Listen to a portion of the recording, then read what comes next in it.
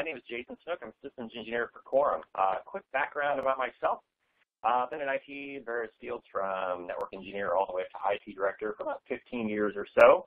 Today I want to talk about how backups can not only save your day, but they could be viewed as something beyond insurance. So let's jump right in. So whenever I think about backups, I'm thinking about the history of backups. Back in the day, we had physical servers, we had some storage, either on board or in a SAN if we were lucky enough, and we backed all those files up to tape. Now, tape was great. I'm sure a lot of people still use it. It's super reliable, lasts forever. It's also incredibly slow. It can be very complex to manage. So that was a good first step, but we then migrated over towards backing things up to local disk, maybe some tape for archiving, and then maybe even some off-site cloud storage. Now, at this time, we're talking about physical servers and virtual servers, along with all sorts of different connected data. Now, that connected data could have been some VMDK files for VMs, it could have been a NAS share, an NFS share, or it could have been that traditional physical server. Regardless of it, backups back in the day were dumping to local disk, even up to cloud. Now, one funny story about cloud. I dabbled around with using cloud as an offsite archive for a while. This is actually my last job, where I was an IT director for a research company in Austin, Texas. One of the cool things that came out, AWS came out with Glacier, which is essentially cold storage. Really cool. It took me about, I don't know, a week or so to move my volumes that I wanted to archive to Glacier. Really, you don't pay for much at all. Once you get up and running with it, the scheduling worked great. But there's one time in particular that I actually had to restore files from Glacier. And oh my gosh, hopefully it's improved, but it was slow and incredibly expensive. I'll throw a question out to you guys. Hold on to it maybe for later or send it to me now.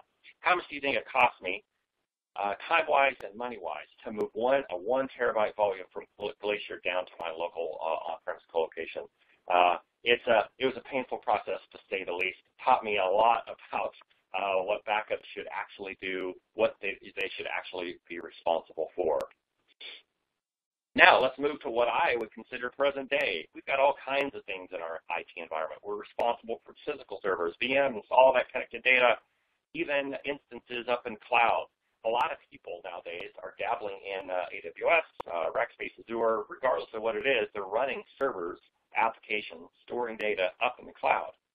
Now, the backups of today, let's just call it a modern day backup, or I'll use an industry buzzword here, hyper-converged backup solution. All that means is we have a solution that is, the focus is having a local on-premise backup with an off-site component that either could be your off-site or it could be your vendor's off-site. Now, the responsibility or the role of this new backup, it's way more than just storing the ones and zeros of your data. It's actually creating a system where you can restore not only data, but you can instantly restore VMs or applications. You can do that local and off-site. That's what I mean by hyper-converged backup. This is sort of the history. I'm really excited about where we are at today because we've wanted to get here for quite some time. Back in the day, I roll back to that cloud restore that I had with Glacier, which was incredibly painful. It was really good for restoring individual files. That solution was great, but if a server went down, I was looking at the prospect of some serious downtime and some serious headaches. So this whole idea of this modern-day hyper-converged backup solution, fixing all those problems. Instead of just focusing on restoring files, we're now focusing on maintaining uptime. So all of this stuff, it's always been insurance, right? It's always gotten us back online if something failed. It's always restored a file if somebody deleted it or it was corrupt or it was locked or whatever the case is. We've always viewed backups as, I have to have it. I don't like paying for it. I definitely don't like managing it because they're typically a pain in the butt to manage. But they're always looked at as insurance. So I want to view it a little bit differently, okay? So when I think about my last job and the last 15 years or so, I was responsible for all kinds of things, running VMs, maintaining and updating physical servers, doing a little bit of application support, cloud for without a doubt, cloud was a big one for me. And then storage, all kinds of different storage mechanisms. And at the center of that, again, you've got this backup solution that is now expected to maintain uptime. So regardless of what fails in your environment, the modern day backup solution, it had better be able to get you back online. If you have a AWS instance that goes down, you had better be able to power it up on your local on-prem backup solution. Same thing for VMs. What if a VMGK file goes corrupt or goes south, or what if an entire host goes down and it affects multiple VMs? Well, the modern day backup solution is there to get you out of the ditch, get you back up and running. And again, this is kind of that idea behind backups being insurance, and it's great. We all need it. It's the evolution of what we can do with backups has gotten to a point where it's actually more than just insurance. So whenever I think about that, one thing that always kind of kept me up at night were security threats. Okay, so you've got ransomware. Everyone has heard about ransomware. It's all over the news. You also have things like OS and network vulnerabilities, known vulnerabilities that you have patches and fixes to, and zero-day vulnerabilities, which means you don't even know what the problem is until someone either figures it out or someone exploits it and does something bad to your system. You also have the threat of losing your data to a data breach. All of these things, back in the day, backups didn't really help with this. These were things that you had to have a completely separate solution to mitigate. And what I want to talk about today is how do we leverage this modern day backup solution for more than just insurance? How do we actually use it as a tool? Okay, so if I jump into the idea behind the modern day backup solution, it goes by many names. Okay, some people call it BDR, backup and disaster recovery. Some people call it a data protection solution. You can use the term business continuity. And the as a service, the DR as a service is definitely there. So DRAS is definitely something that we call our modern day backup. Regardless of what you call it, it had better, and this is in my opinion, okay, it had better provide local recovery, the ability to restore files immediately, but it had better go beyond that, the ability to restore failed servers. Again, I go back to my VM failure. If I have one VM that goes down, my backup solution now has the ability to power on a clone of that VM. If all of my VMs go down because the SAN goes down, power them up all in that local system.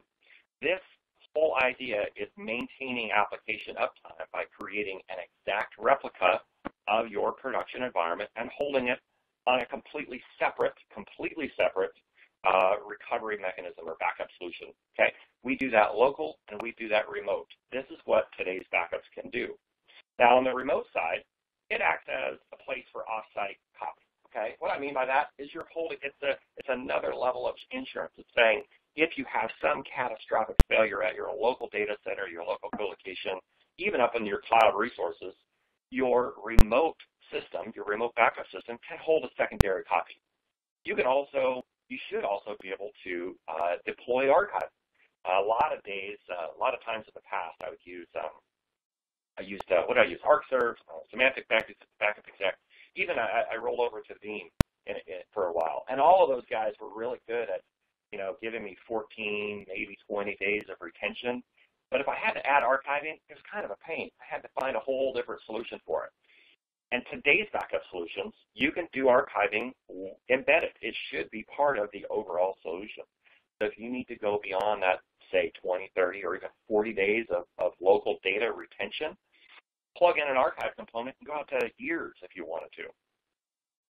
The other aspect of remote recovery is site recovery. Let's say your main site goes down for whatever reason. I mean, disasters can come in many, many different flavors. They can come because hardware failure. Let's say a motherboard goes out, drive failures, whatever the case may be. Maybe it's a power failure. Maybe it's a power grid failure. Maybe it's a storm. Maybe it's a bad ex-employee that still has keys to the network and took your systems offline. Whatever the case is, the offsite is there to bring your entire site back up and running. Okay? So again, we're taking this premise of let's not just back up data, let's make an entire clone of your data, your production data center, and hold it let's hold it at the local site and hold another copy at the remote site. Okay? Well, how do we use it for more than just backups? Well, we use it as a test and migration tool. Okay? The idea here is that, hey, if I've got a completely separate system running locally and running remote, why don't I use that to my advantage to act as my entire dev environment? Imagine the ease of use. If you have, let's say you've got 20 servers in your environment. Well, back in the day, if I wanted a dev server, I'd spin up a couple dev Windows servers, maybe a couple dev Linux servers. I'd try and get them up to the same patch level. I'd basically mimic the way that my production system is designed. Okay, and that's kind of a flawed approach now, because now we have the ability to spin up an exact clone of your production environment. You can do that on your backup solution. You can test things like patches, changes, database upgrades, OS upgrades, Exchange server changes. Whatever you want to test, you can do it with today's backup solution. Specifically, whenever we're talking about security, there are some things that you can do to your everyday OSs that you can make changes to them to make them a little bit more secure. These are common practices we'll talk about here in just a second. You can also use the tool as a way to test common threats, okay? This is the idea that you can test OS and network penetration testing, both internal and external, because again, you have a clone of all of your servers sitting on your backup solution. You can use it as a full dev network. So if you want to deploy the latest and greatest version of Exchange, or if you have an idea for a new web app and you want to run a bunch of Linux servers on it, you can by all means use it as a dev tool. Okay, and again, you are doing all of this testing against exact clones. Now, here's the good thing. Once you've made changes to your systems, you can roll those changes out to production. The modern day backup solution has a way to go from your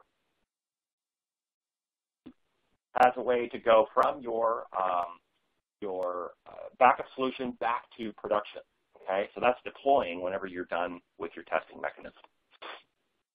So let's talk about a couple different ways, security best practices, a couple common practices that we do to change the standard OS to make it a little bit more secure. Okay, you can do this again on your backup solution. You can deploy least privilege. You can deploy mandatory access control. You can modify port control, and you can do complete audits.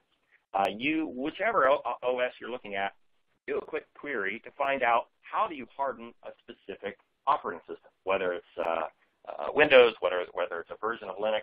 There are certain things that you're going to want to do to lock that stuff down. So what I'm saying here is use your backup solution to test those steps. And then on the network penetration side, okay, there are known vulnerabilities and exploits out there that everyone knows about, and maybe you haven't correctly patched your systems, or maybe you haven't correctly done an audit on what people can see both internally and externally. And with your backup solution, your modern day backup solution, you can use it as your testing endpoint. Okay, you can deploy testing tools that will allow you to do targeted testing.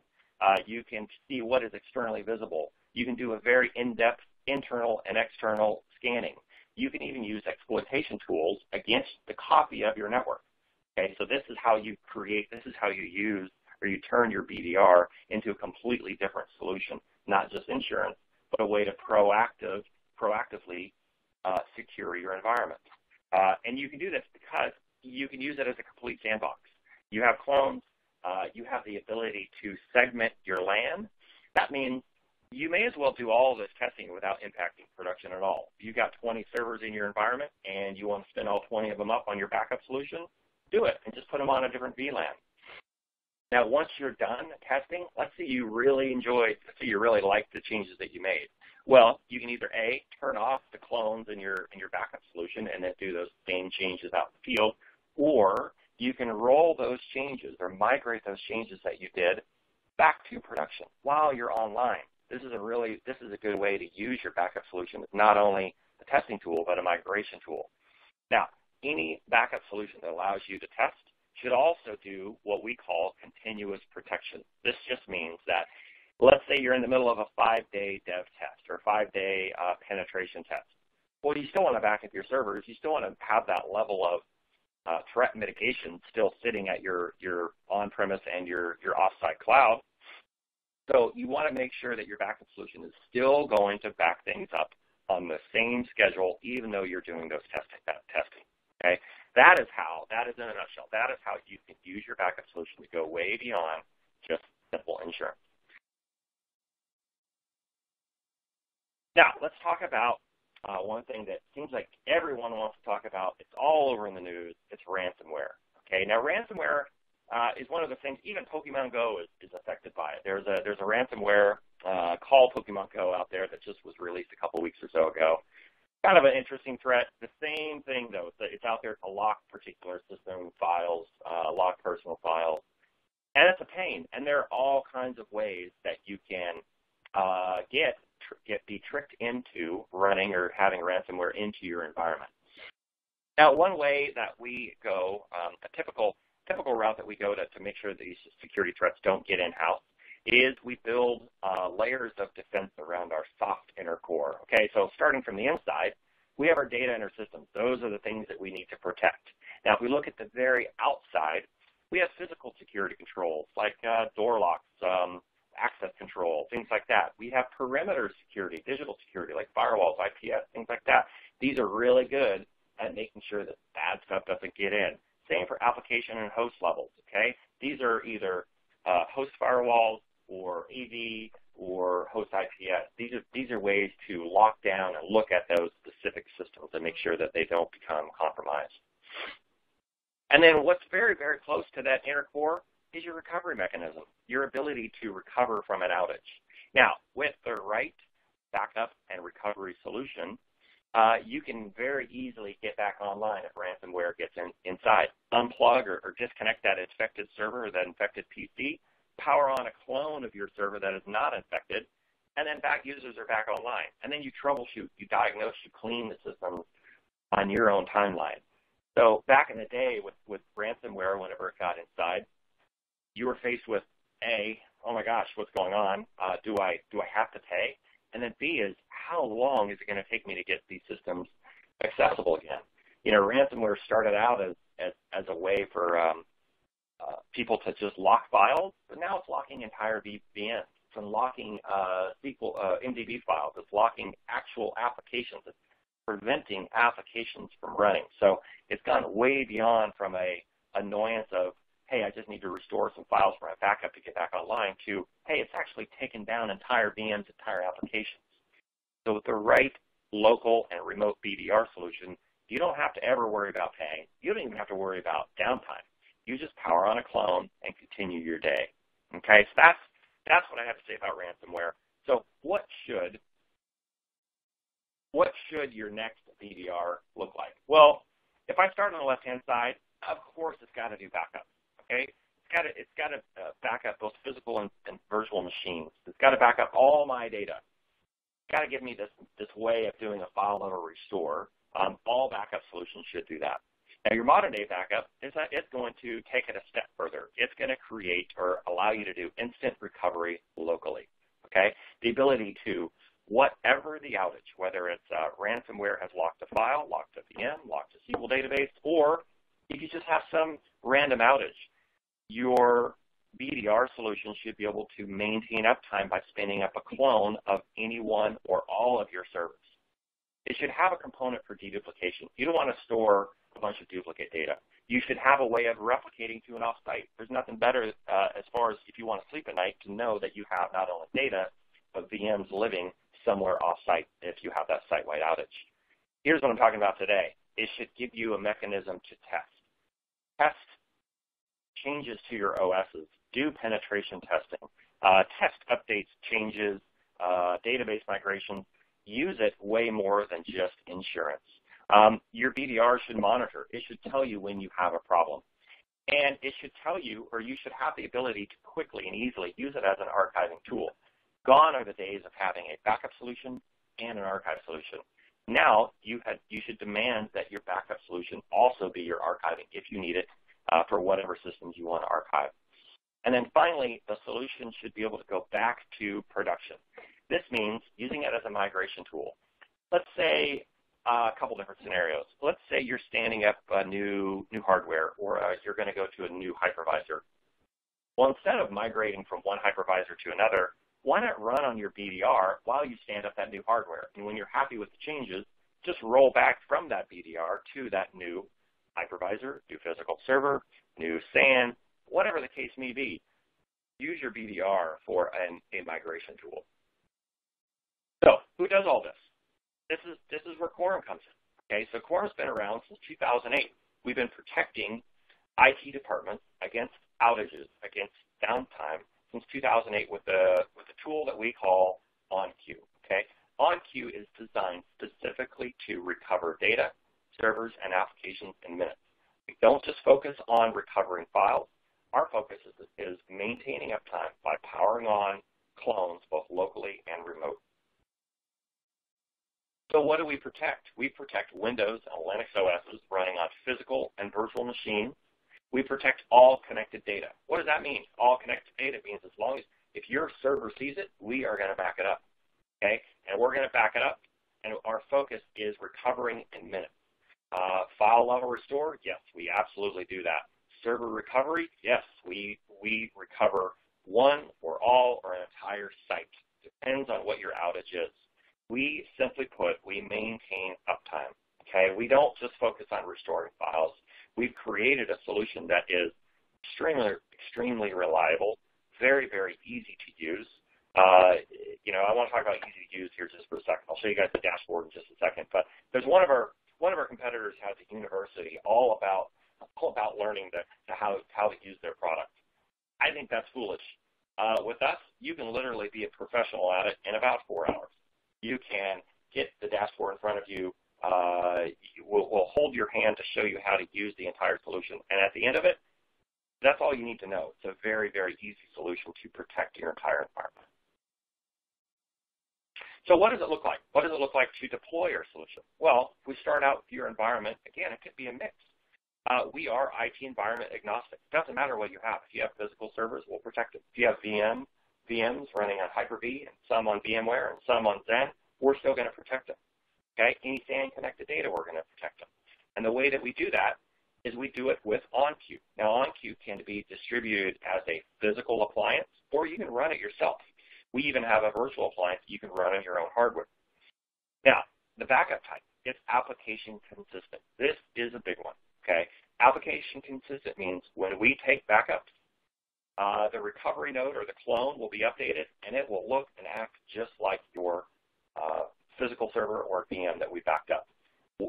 When you power it on, it will do exactly as what it was doing when we were doing the backup. That means there's nothing you have to do. After pressing the go button on our solution, the VM will be running on our appliance or our virtual appliance, and there is nothing you have to do after that fact.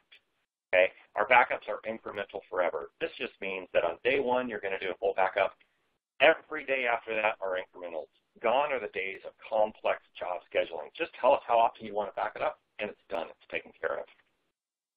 We do block level deduplication. This just ensures that we have fast backups, and we're efficiently storing data. We also encrypt everything that's in motion. We can even encrypt things that are at rest if you want to, but everything that is in motion, both local and once you introduce the offsite replication, that's also encrypted. Now, talking about offsite replication, you have a couple different options for them. You can either roll out a matching physical or virtual appliance at your own secondary site, and now you've got a copy of all of your data, all of your VMs, all of your physical servers sitting at your secondary site. You can use this as your testing, a DR test. You can spin these clones up at any time to do any sort of testing you want, either locally or remote. Or for the offsite replication, you can go with Quorum's DRAS solution. DRAS, disaster recovery as a solution. It's our cloud-based solution. Now, one thing to note about Quorum's cloud that's different from others, it's our own cloud. We don't resell AWS. We don't resell anyone else's architecture. We actually have data centers that we built ourselves that will hold your data. It's our employees that manage the entire solution, from the DR seeding to the DR testing to the everyday DRAS experience. Okay, that offsite replication is going to come with global deduplication. All that means is that, let's say, for example, you've got 20 Windows servers and Patch Tuesday rolls along, and you deploy those 20 patches to all those servers. We're only going to move that patch one time. That way we can have efficient offsite replication. That's what global dedupe does. Flexible replication allows you to replicate on your terms. Okay, you can either do a live replication. Let's say you back up your SQL server every 2 hours, and you want to replicate it every 2 hours. Well, with us, you can do that. And then other servers that maybe back up once a day, you want to hold those backups and replicate them at night, you can do that as well. So it's very, very flexible and efficient replication. All transfers are encrypted.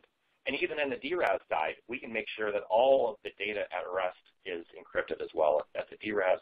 Or if you need it, you can even deploy a solution where the drives are encrypted at your own DR. Now, how do you get access to Quorum's DRAS cloud? Well, you can do it through VPN. So here's a scenario. Your main site goes down. You need to get users back up and running using your local Exchange server, using your Exchange server, your main application server, and some files. The way that you do that if your site goes down is you go to the Quorum's cloud, you push one button, all of your servers power up. You tell your users to double-click a pre-configured VPN client. They are now going to have access to those servers and applications and data up in Quorum's cloud. Same thing for your DR. If you decide to host it yourself, you'll have one button that will power up every single one of your VMs. You can even do it in a specific order. So you can power up domain controllers before file and print servers, before application servers, database servers. You decide how things power up, but you can do that with a single click with our solution. So if a server goes down locally, what you're going to do is go to Quorum's dashboard. You're just going to press a button. The button is going to power on a clone, a matching clone living on that appliance or virtual appliance. That is as easy as our solution is. And I want to show you guys that real quick. So let's go ahead and crash the server and see what it looks like. Now, here's my sample environment. Tried to make it as easy as possible. We've got 3 servers. We've got some VMs. We've got some VMs running on VMware and Hyper-V. Now, OnQ is going to protect all of those. It doesn't matter. We're going to back up everything using BSS. You can either do agent or agentless, completely up to you. And then we're going to monitor your servers for availability. We're just going to let you know if there's any sort of an outage. So let's say jumping to our dashboard, this is where I tried to make the point that our solution is easy to use. First off, you manage it using an IP-based dashboard. You don't have to install any management software. You just go to the IP address and manage it. This dashboard is going to show you the entire health of your solution. Are servers being backed up? Are the clones being updated? Is there an outage? The main page is very, very helpful in showing you what you need to address, what you need to do for that day. Ease of use. Again, we don't have any complicated university to run our application. We literally have a training process that we put all of our customers through, and once they're turned loose into the wild with their own dashboard, it's very, very easy for them to use. So what happens if one of these servers fail? Let's say one of my physical servers fail. Well, OnQ is going to see that it fails, and we're going to send you an email or text notification saying, hey, you need to figure out what's going on. You have a server outage. You now have the option to either troubleshoot that server and stop what you're doing and maybe not know how long it's going to take to diagnose that server, or you can just power it up on the Quorum appliance. OnQ is going to give you the ability to click a button, power on a clone of that physical server, and then you get to troubleshoot on your own timeline. Okay? How long is RTO? Well, RTO is as long as it takes to power up the server. Typically, it's less than 5 minutes. Now, recovery is very easy. Anyone can do this. Anyone can go to the IP address, look for the little red button, and click it, and then go about their day. This means you don't have to be tied to the office if you have an outage. If you're out to lunch, you can pull up your tablet or your iPhone, go to our dashboard, power on a clone of the failed server. If you're out on vacation, same thing. Keep users happy by clicking that one red button and powering up a clone on our appliance. So when that server goes down, here's what you're going to see. You're going to see the green light turn the red light. Pretty simple. There's really nothing else you have to do. Now that represents a server that we have backed up and created a clone for. We've done a full self-test of that clone to assure that it will power on. This is why I say that our solution is reliable. Okay, we back up all of your data, we create a clone of it, and then we test it. We test not only the data that we collected, but we test the clone that you may or may not need to power up at some point. So if that server fails, and you go to our dashboard, you click on that red button, you know it's going to power on because we've already done a full self-test of it. And this is where you can't get any easier. You're going to unlock the page right down here, click that red button, And in about 5 minutes, that server now is going to take the place of production. It will have the same IP address, the same MAC address. It's going to look and act exactly as it did out in production. Okay? This is something that you can do anywhere that you can access this IP address. If you're out of the office and you need to phone in this workflow, you phone into someone and say, hey, go to this IP address, log in, click the red button. Everyone is back up and running in a couple minutes. That's why failover is easy. Now, we see now that the clone is running on the appliance. And now here's the nice thing. You can let the clone run for as long as you want. We're still going to back it up. Okay? If this particular server is down for a couple weeks before you can fix it, you're still backing it up on your routine basis. So if this particular server is being backed up every 2 hours, it's still being backed up even though it's running on our appliance. That's failover to us. Okay? That's how we recover your systems. Of course, you can recover individual files. It's very, very easy to do. But more importantly, if you have an outage and you have Quorum on site and Quorum out at your offsite, you're completely covered for bringing systems back online. Let me turn it back to that ransomware discussion. If your file server is compromised and it's starting to lock all kinds of files, and you get people complaining about, hey, I can't get to the share, I can't open these files because they're encrypted, turn that file server off. Go back to a known good state, power it on the Quorum appliance, and then fix the production file server on your timeline. Clean it while everyone is still happy, everyone is still using the system. We have a free version of our solution called OnQ vApp, the virtual appliance. It runs on a VMware host, allows you to protect a single server for an unlimited time. If you want to try before you buy, by all means, go check us out. Register to download that thing. It's very, very easy to get set up, and it was a very good way to get used to our technology.